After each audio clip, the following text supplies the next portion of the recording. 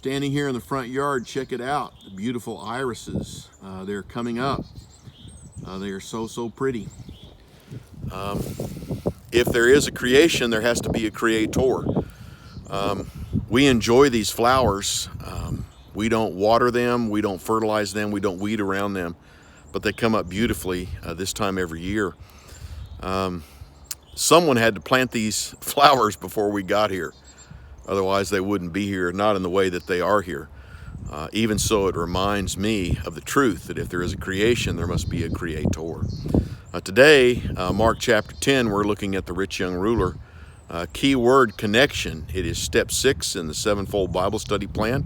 To connect, to correlate, to compare and contrast. The best commentary on the Bible is the Bible. This familiar story in all three synoptics, Matthew, Mark, and Luke,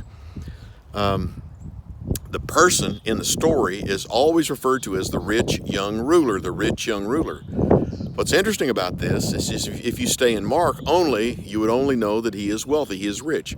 All three gospel writers have him as wealthy or rich or having great wealth, but it's only Matthew that gives us the idea that he is young, and it is only Luke that gives us the idea that he is a ruler.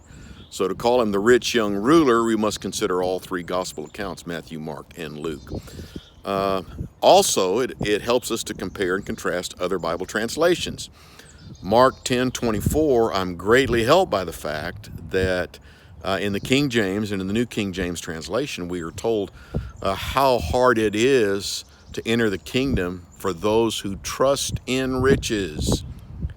The difficulty in entering the kingdom is a misplaced trust. They trust in riches.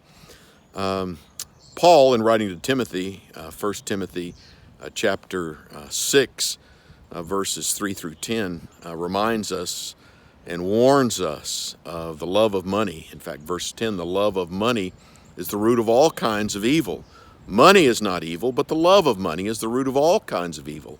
In fact, Paul goes on to say that many people desiring to get rich have wandered from the faith and have pierced themselves through with many griefs. The problem with the rich young ruler, and you can't get any closer to heaven than lacking just one thing, was not only that he had great wealth, but that his great wealth had him. It has been said that money is a wonderful servant, but money is a horrible master. How hard it is for them to enter the kingdom who trust in riches. Let your money, let your wealth be a wonderful servant, but don't allow it to be a horrible master. God bless you. Have a good evening.